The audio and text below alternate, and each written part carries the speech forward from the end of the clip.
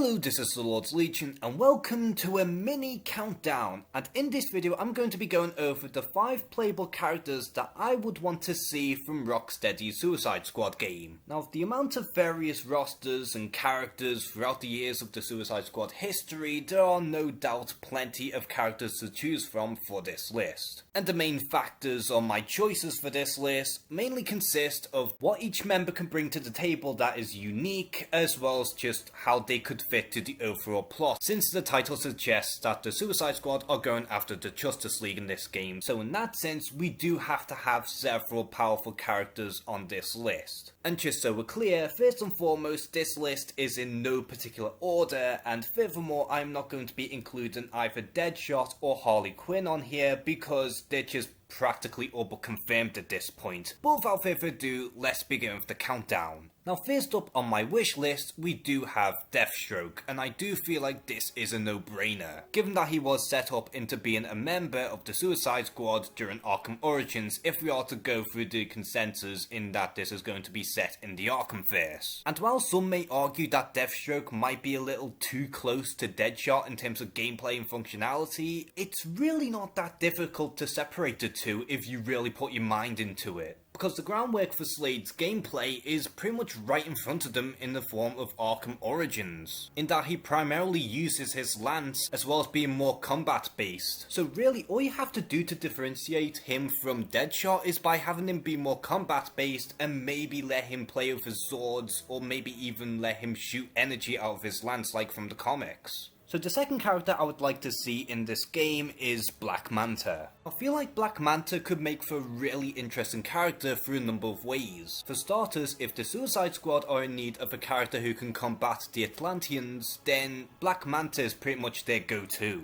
And since he is somewhat of a water-based character, you can have Black Manta navigate through underwater levels and explore certain areas that have yet to be tapped in any of the Rocksteady games. Not to mention that Black Manta also does have plenty of technology and gadgets at his disposal, so the possibilities on what he can bring to the table are almost endless to some extent, such as his laser beams, his harpoons, and even some daggers, to name a few. Add in a few more lethal gadgets, then Black Manta would be one hell of a character to play as, and could also make for a very unique experience. Next on the list we do have Cheetah, and I do feel like in a synergy sense it does make sense to include this character, because not only has she been a prominent member in the Suicide Squad for quite some time, but she is also the nemesis of Wonder Woman, and given the fact that she is the main villain for Wonder Woman 84, it does make sense to promote her ever more. Now, as for gameplay, I do feel like you can take this character in a number of ways, such as taking advantage of her agility as well as her speed, making her one dangerous assassin. And with said speed and agility, there is a good chance that you could turn her into a stealth-like character, utilising her viciousness for quick kills, all the while making her one dangerous character to play as, and I do feel like there is quite a few things you can do with Cheetah.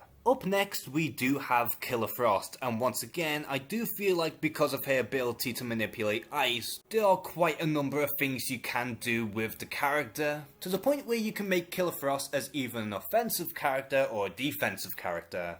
Although what I would personally want to see from Killer Frost is to make her into somewhat of a crafty fucker, having her utilise her ice abilities in creative and smart ways by trapping her opponents. But if all else fails, you could get away with fully tapping into her full potential and cause a whole-on avalanche. And when it comes down to handling Killer Frost's gameplay, the skies are pretty much the limit with this character. And last but certainly not least, we do have Bane, and while some people may say that either Killer Croc or Killer Shark would be better as a brute character, and while there is a good case for both of them, I do feel like Bane just fits the mold the best, at least for me personally. And in a narrative perspective, you would want the most dangerous, and between the three, I imagine it to be Bane. Not to mention that Bane has already been playable in the past thanks to Arkham Origins multiplayer. And say what you will about the game mode itself, but I think it did do Bane a fair bit of justice. And I do feel like the Suicide Squad is in need of a grapple type character, and if you want to go a step further, you can have Bane exploit the venom toxins and make him stronger. And with maybe a few more adjustments to Bane, I do feel like he can be a force to be reckoned with.